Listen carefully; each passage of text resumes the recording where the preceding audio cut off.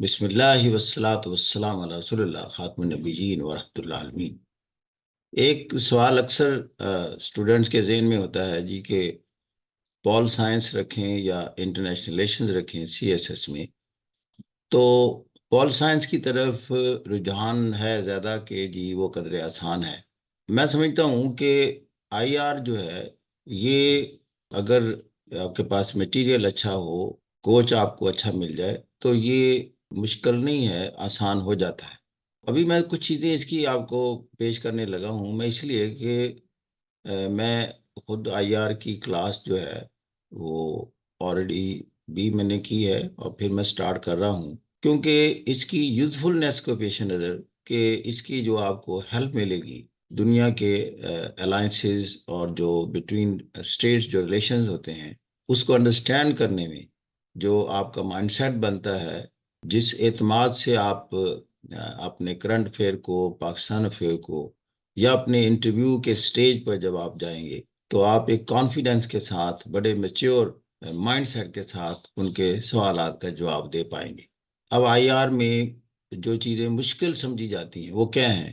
مشکل یہ ہے جی اس کی تھیوریز ہیں، اور تھیوریز کی اپلیکیشن وہ قدر مشکل ہے۔ باقی چیزیں تو کامن ہی ہیں پول سائنس میں اور آئی آر میں، جو دنیا کے ایشوز ہیں یا الائنسز ہیں وہ کامن ہے۔ ابھی میں اس کا سارا سلیبس آپ کے سامنے پیش کرنے لگا ہوں، اس لیے کہ آپ اس میں اندازہ لگا سکیں گے کہ یہ کتنا مشکل ہے۔ پہلا جو اس کا چیپٹر ہے وہ ہوتا ہے کہ آئی آر ہے کیا اور نیشن سٹیٹ کا کانسیپٹ کیا ہے۔ اب دیکھیں، انٹرنیشنل ریلیشنز بنیادی طور پر بٹوین سٹیٹس جو ریلیشنز ہیں وہ ڈسکس ہم کرتے ہیں۔ اب سٹیٹس کے ساتھ جو ان کی فارن پالیسیز ہیں، ان کے کمرشل ریلیشنز ہیں، یہ آپ دیکھ رہے ہیں ڈیفرنٹ الائنسز کی شکل میں ہمارے سامنے آتے ہیں، جیسے سارک ہے، شنگھائی کوآپریشن آرگنائزیشن ہے، یا ہمارے نیبر کے ساتھ ریلیشنز ہیں، ہماری فارن پالیسی ہے، پاکستان کے افغانستان کے ساتھ ریلیشنز ہیں، مڈل ایسٹ کے ساتھ ہیں، تو یہ سارے اس سکوپ میں آتے ہیں۔ دوسری بات یہ ہے کہ نیشن سٹیٹ ایک سبجیکٹ ہے اس کا، اس پر سوال آتا ہے تو نیشن سٹیٹ ہوتی کیا ہے؟ پہلی تو بات یہ ہے کہ سٹیٹ جو ہے اس کی باؤنڈریز ہوتی ہیں، وہ یو این او کی طرف سے ریکگنائز سٹیٹ ہے، اس کی اپنی پالیسیز ہیں دنیا کے ساتھ ریلیشنز قائم کرنے کے لیے، اس کی فارن پالیسی ہے، اس کے کمرشل ریلیشنز ہیں، اس کے ڈفرینٹ سٹائل میں الائنسز ہیں، جیسے کوئی یو ایس اے کے ساتھ الائنس ہے، جیسے Pakistan is part of Shanghai Cooperation Organisation, یا ای سی او کا پاکستان حصہ ہے۔ اب یعنی نیشن سٹیٹ اس کی ایک باؤنڈری ہے، اس کی کنفیگریشن ہے، اس کی ایک پاپولیشن ہے، اور وہ ساورن انڈیپینڈنٹلی دنیا کے ساتھ ریلیشنز قائم کر سکتی ہے۔ کی آئیڈیالوجی ہے، جیسے پاکستان کی اپنی ایک آئیڈیالوجی ہے، ہم اس اپنی سٹیٹ کا نام رکھا ہوا ہے اسلامک ریپبلک آف پاکستان۔ اب اسلامک کیوں ڈالا ہے؟ یہ ہماری نیشن، یا جو ہماری آئیڈیالوجی نے جو نیشن بنائی ہے اس کی بیس پر اسلامک آئیڈیالوجی کا کانسیپٹ ہے، تو لہذا یہ ایک نیشن سٹیٹ بن گئی۔ یہ وہ سٹیٹ ہے جس کے لوگ ایک طرح سوچتے ہیں۔ پھر آپ دیکھتے ہیں کہ دنیا میں انٹرنیشنل سوسائٹی بنتی ہے، اور دنیا کے ممالک بھی وجود میں آتے ہیں، ان کے باہمی روابط ہوتے ہیں۔ اپنے آپ کو طاقتور کرنے کے لیے آپ مختلف قسم کے الائنسز کرتے ہیں، اپنی ڈیفنس کو اسٹرانگ کرتے ہیں، یا کسی طاقتور ملک کے ساتھ ایسوسیٹ کرتے ہیں۔ یہ جو اپنی سیکیورٹی کا کانسیپٹ ہے، اپنے آپ کی سیکیورٹی کو اچھے طریقے سے اس کے انتظامات کرنا، یہ ایک تھیوری بن جاتی ہے۔ اسے ہم کہتے ہیں پولیٹیکل ریئلزم۔ پولیٹیکل ریئلزم کا مطلب یہ ہے کہ ہر ملک اپنے دفاع کے لیے کچھ انتظامات کرتا ہے، طاقت اکٹھی کرتا ہے، تاکہ اس کو کوئی نقصان نہ پہنچا سکے، اس کے علاقے پر کوئی قبضہ نہ کر سکے۔ یا دوسرا ایلیمنٹ ہوتا ہے کہ وہ دنیا میں ایک انفلوئنس کریٹ کرے، ایک اپنی شناخت اور ریکگنیشن کے ساتھ ساتھ اس کو ایک طاقتور ملک کے طور پر، باعزت ملک کے طور پر پہچانا جائے۔ جو کچھ بھی آپ قدم اٹھائیں گے اپنی حفاظت کے لیے یا دنیا میں اپنا ایک مقام پیدا کرنے کے لیے، اس کو ایک تھیوری کا نام دے دیا، ہم کہتے ہیں ریئلزم۔ چونکہ پالیٹکس کی بات ہے اس لیے لفظ دے دیا پولیٹیکل ریئلزم۔ آپ نے لبرل ڈیموکریسی کا نام سنا ہے کہ دنیا کا بہترین ماڈل ہے ڈیموکریٹک سسٹم، پاکستان میں بھی ہے۔ اب لبرل ڈیموکریسی میں ہم لوگوں کو freedom of thought and expression دیتے ہیں۔ پھر لبرلزم سے دنیا میں مسائل پیدا ہوئے، یا کیپٹلزم جب کہتے ہیں، پرائیویٹ اونرشپ کا کانسیپٹ بھی اسی لبرلزم کا حصہ ہے، تو کچھ لوگ زیادہ امیر ہو جاتے ہیں، کچھ زیادہ غریب ہو جاتے ہیں۔ پھر یہاں مارکسسٹ شامل ہوتے ہیں، وہ کہتے ہیں کہ عوام کا خیال رکھنے کے لیے حکومت کو کچھ اقدامات کرنے چاہیے، جو لوگ غریب ہیں ان کے لیے ایسے ایسے انتظامات کریں۔ تو اس میں اگر تو سارے کے سارے اونرشپ کا کانسیپٹ اسٹیٹ لے لے تو ہم کہتے ہیں یہ دس از مارکسزم۔ اگر سارے کا سارا عوام کو دے دے تو یہ ہو گیا کیپٹلزم اور دا لبرل ڈیموکریٹک سسٹم۔ لیکن درمیان میں پھر ایک اور چیز آتی ہے کہ حکومت کچھ معاملات اپنے پاس رکھے اور وہاں سے جو فائدے اٹھائے ان کو عوام میں تقسیم کرے in the form of free education اور فری ہیلتھ کور۔ اس کو کہتے ہیں کہ آپ نے سوشلزم کا یا مارکسزم کا یا کمیونزم کا کچھ ایلیمنٹ ڈال دیا، تو لہذا یہاں ایک اور تھیوری بن گئی سوشل ڈیموکریسی۔ اب دیکھیں، this is being practice in Pakistan, this is being practice in America. اب میں آپ کو یہ جو بڑے بڑے چیپٹر ہیں ان کو 2-2 منٹ میں بیان کر رہا ہوں کہ ہم نے دیکھیں مارکسزم بھی دیکھ لیا، ہم نے لبرل ڈیموکریسی کی بات بھی کر لی، کیپٹلزم بھی کر لی اور سوشل ڈیموکریٹک ماڈل بھی کر لیا۔ ایک لفظ چلتا ہے نیشنل انٹرسٹ۔ نیشنل انٹرسٹ پر سوال آتے ہیں، اور یہ نیشنل انٹرسٹ کا سبجیکٹ جو ہے یہ IR کا سبجیکٹ ہے کہ دنیا میں جتنے بھی ممالک اپنی پالیسی بناتے ہیں وہ ایک چیز پیش نظر رکھتے ہیں کہ اس میں اس ملک کی نیشنل انٹرسٹ کتنی سرو ہو رہی ہیں۔ اگر ہم SCO میں داخل ہوئے تو میں نے دیکھا کہ دس از گڈ فار پاکستان۔ اگر ہم چائنا کے ساتھ CPEC میں انٹر ہوتے ہیں تو this has been warranted by our national interest. اگر ہم کبھی USA کی طرف ٹلٹ ہوتے ہیں تو ہم اپنی نیشنل انٹرسٹ کو پیش نظر رکھتے ہیں۔ پھر ہم یہی نہیں کہ ہم ہی رکھتے ہیں، ایون یونائٹڈ اسٹیٹس پاکستان کے جب قریب آئے گا اس کی کچھ اپنی نیشنل انٹرسٹ ہیں جو پاکستان کے ذریعے سرو ہو رہی ہوتی۔ اسی طرح ماضی میں ہم سینٹو میں گئے اور میوچل ڈیفنس ایگریمنٹ میں بھی گئے یونائٹڈ اسٹیٹ کے ساتھ، تو یہ کیا ہیں؟ یہ نیشنل انٹرسٹ کے تقاضے تھے۔ بیلنس آف پاور، اگر کوئی ملک بہت کمزور ہے، ایک بہت طاقتور ہے، اس میں امکانات ہوتے ہیں کہ طاقتور کمزور کا استحصال نہ کرے، تو اب اس کو بیلنس کریٹ کرنے کے لیے وہ کمزور کیا کرتا ہے؟ کسی طاقتور کے ساتھ کسی الائنس میں داخل ہو جاتا ہے کہ مجھ پر اٹیک ہو تو آپ میری ہیلپ کریں گے۔ اب اس نے گویا کہ بیلنس کرنے کی کوشش کی پاور کو، یا بیلنس آف پاور کا کانسیپٹ ہوتا ہے ایک آپ کا اینیمی جتنا طاقتور ہے اتنے ہی طاقتور آپ بننے کی کوشش کرتے ہیں، تو گویا کہ یو آر کریٹنگ بیلنس تاکہ وہ آپ پر اٹیک نہ کرے۔ میں بنیادی فلسفہ بتا رہا ہوں، یہ کوئی مشکل چیزیں نہیں ہیں۔ پھر دنیا میں گلوبلائزیشن ایک فینومینن ہے، یہ IR کے سبجیکٹ ہے۔ آپ دیکھیں یہ کہاں کہاں آپ کے کام آئیں گے کہ ساری دنیا اب گلوبلائزڈ ہو گئی ہے، انٹر ڈپینڈنس اور انٹر کنیکٹڈنس اتنی بڑھ گئی ہے کہ کوئی بھی ملک ان آئسولیشن قائم ہی نہیں رہ سکتا۔ یونائٹڈ اسٹیٹس کو بھی چائنا کے ساتھ ریلیشنز اسٹیبلش کرنے پڑ گئے ہیں۔ آپ کو پتا ہے کہ یونائٹڈ اسٹیٹس چائنا کا سب سے بڑا امپورٹر ہے، اس کا آرچ اینیمی بھی ہے، لیکن سب سے زیادہ چیزیں امپورٹ وہ چائنا سے کرتا ہے۔ This is part of the globalisation. اسی طرح آپ دیکھ رہے ہیں کہ ہم IMF کے ساتھ ڈیل کرتے ہیں، ڈیفالٹ ہونے سے بچنے کے لیے ہم نے اس سے قرضہ لیا، تو جب ہم سٹڈی کرتے ہیں کہ IMF کو پیسے کہاں سے ملتے ہیں، IMF کن بنیادوں پر اب قرضے تقسیم کرتا ہے، ہمیں اس کو سٹڈی کرنا پڑتا ہے۔ لائک وائز ورلڈ بینک ہے، ورلڈ بینک بھی قرضے دیتا ہے دنیا میں بڑے بڑے پروجیکٹ کے لیے، تو ہمیں پھر سمجھنا پڑتا ہے کہ what is this IMF and what is this World Bank? This is part of the IR۔ پھر آپ دیکھتے ہیں کہ یونائٹڈ نیشن دنیا کا بہت بڑا ادارہ ہے، اس کی بے شمار ایجنسیز ہیں، تو وہ دنیا میں بہت بڑے رول ادا کرتا ہے، پیس اینڈ سیکیورٹی کے حوالے سے بھی ہے، سوشو اکنامک فرنٹ پر بھی اس کی کنٹریبیوشنز ہیں، جیسے اس کی ایجنسیز ہیں، ورلڈ ہیلتھ آرگینائزیشن اس کی ایجنسیز ہے، یونیسکو ہے، یونیسیف ہے، انٹرنیشنل لیبر آرگینائزیشن ہے، ICJ ہے، انٹرنیشنل کورٹ آف جسٹس ہے، یہ بھی آپ سٹڈی کرتے ہیں، this is also part of IR۔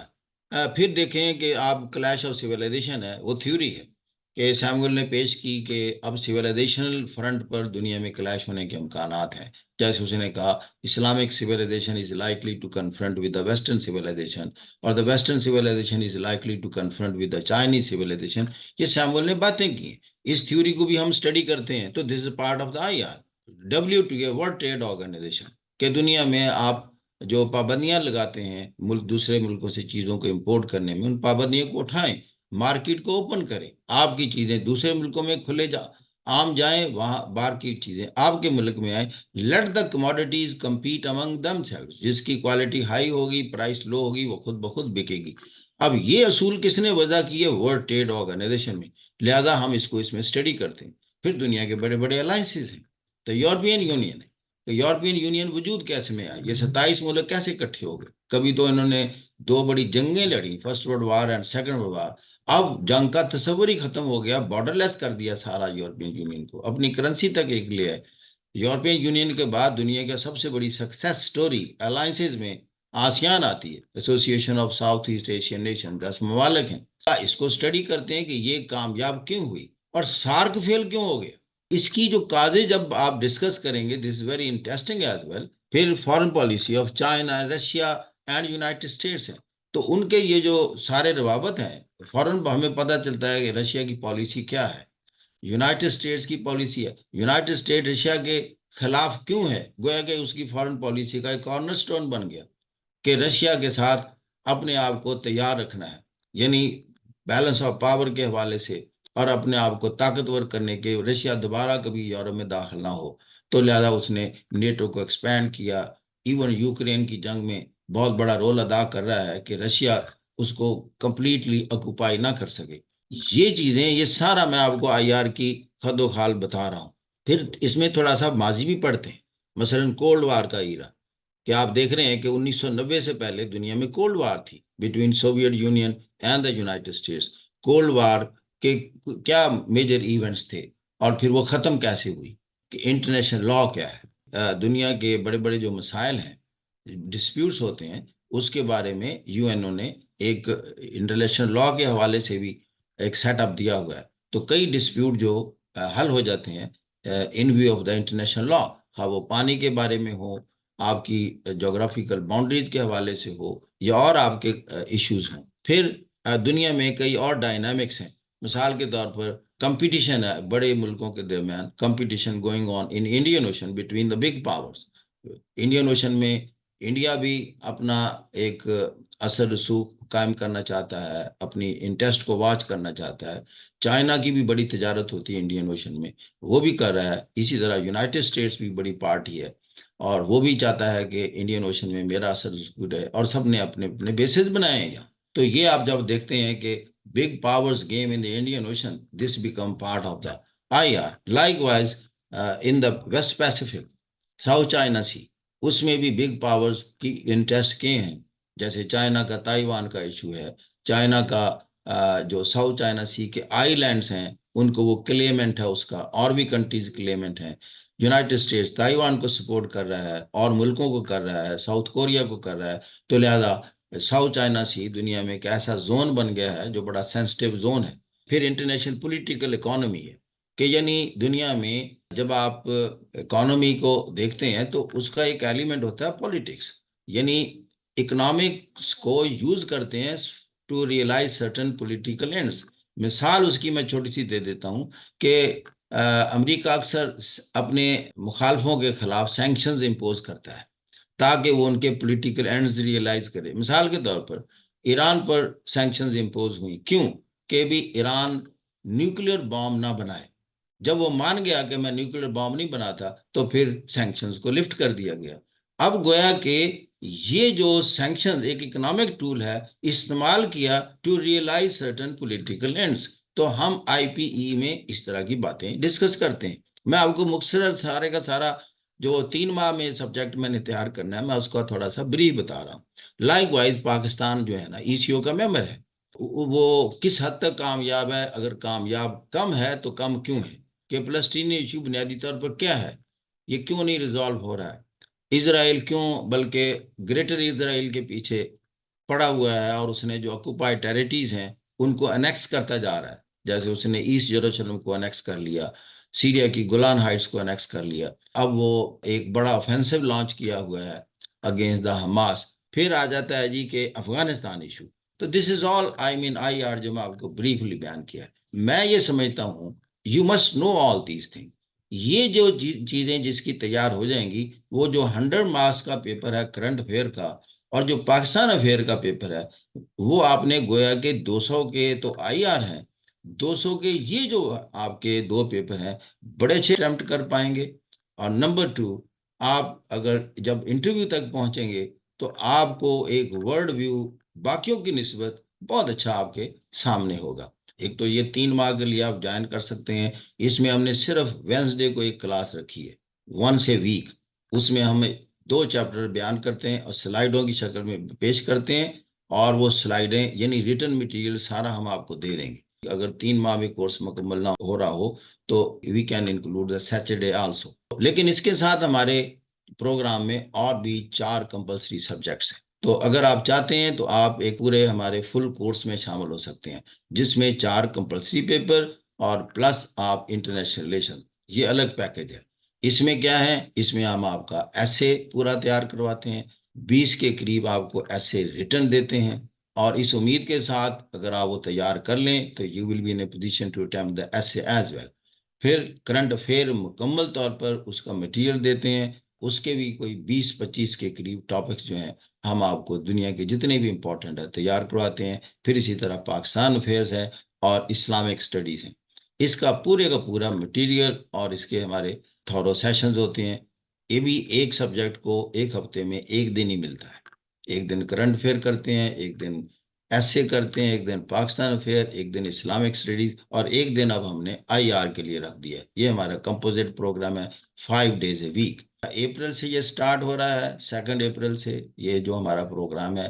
تو اپریل، مئی، جون 3 ماہ میں ہم نے یہ 5 پیپر مکمل. لیکن ان ایڈیشن ٹو دیٹ ہم نے رکھا ہوا ہے جنرل سائنس جو ہے، اس کا تقریباً 50% آپ کو پڑھاتے ہیں، پرٹیکولرلی جو بایولوجی سے ریلیٹڈ ہے اور جو جغرافی سے ریلیٹڈ ہے اور کچھ جو فزکس کے ایلیمنٹس ہیں. تو یہ ہم اس میں کور کرتے ہیں اراؤنڈ 50%. اسی طرح pair of words, idioms, precis, mock test بھی کرتے ہیں اس کمپوزٹ پروگرام میں. اس پر ہم بحثیں کرواتے ہیں، کچھ مٹیریل دے دیتے ہیں، ان کو کہا جاتا ہے کہ آپ اس میں بیان کریں. اس میں ہمارے 2 مقاصد ہوتے ہیں کہ ایک تو ان میں اسپیکنگ پاور ڈیولپ ہو، اور دوسرا خود وہ مختلف چیزوں کو قریدیں، نکالیں اور بیان کریں، اور ان میں کمیونیکیشن سکل ڈیولپ ہو. پھر اینڈ پر ہم 1 گھنٹے کا لیکچر میرا ہوتا ہے، لیکن آدھا گھنٹہ میں اسٹوڈنٹس کو دیتا ہوں کہ یو پارٹیسپیٹ ان دیٹ. تو ہر اسٹوڈنٹ کو ہم 5-6 منٹ دیتے ہیں جو کہ والنٹیئر ہوتے ہیں. یہ جو کمپلسری ایریاز ہیں اس کی ہم ویڈیو دیتے ہیں. یہ ویڈیو 36 آور تک لائیو رہتی ہے. آپ چاہے ڈاؤن لوڈ کریں، چاہے آپ کسی وقت اس کو دیکھ لیں. لیکن IR کی ویڈیو ہم نہیں دے سکتے. IR کا آپ کو سننا پڑے گا لیکچر، اس میں پارٹیسپیٹ کرنا پڑے گا، لیکن اس کا جو ریٹن مٹیریل ہے وہ انویریبلی سلائیڈز جو ہم نے جو نوٹس بنائے جاتے ہیں وہ نوٹ سب کو ملیں گے. دوسری بات یہ ہے کہ ہمارا کنٹینیوس پروسیس ہے انرولمنٹ کا تھرو آؤٹ دا ایئر. اگر آپ 2 اپریل سے جو بیچ سٹارٹ ہوتا ہے اس میں آپ جوائن نہیں کر سکتے، تو آپ جو 2 مئی سے جوائن ہوگا وہ مئی، جون، جولائی تک کا ہوگا. 3 ماہ کا پروگرام ہے، اس میں جوائن کر سکتے ہیں. اسی طرح اگر آپ مئی میں نہیں کر سکتے تو آپ 2 جون والا جوائن کر سکتے ہیں، وہ پھر جون، جولائی، اگست تک جائے گا. مزید ڈیٹیل کے لیے آپ مجھ سے واٹس ایپ نمبر جو میرا ہے اس ویڈیو کے اینڈ پر شو ہو رہا ہے، تو اس پر آپ مجھ سے بات کر سکتے ہیں براہ راست. واٹس ایپ کا جو نمبر ہے 0334992817. This is all from my side. I hope this will be useful for you who has not studied up till now and who want to start from the basics. تو ہم یہ یقین دہانی کرا سکتے ہیں کہ ہمارے ان 3 ماہ کے سیشن کے بعد وہ نہیں رہیں گے جو وہ سٹارٹ میں ہوں گے. They will feel quite improved in that regard. So thank you very much for listening. God bless you.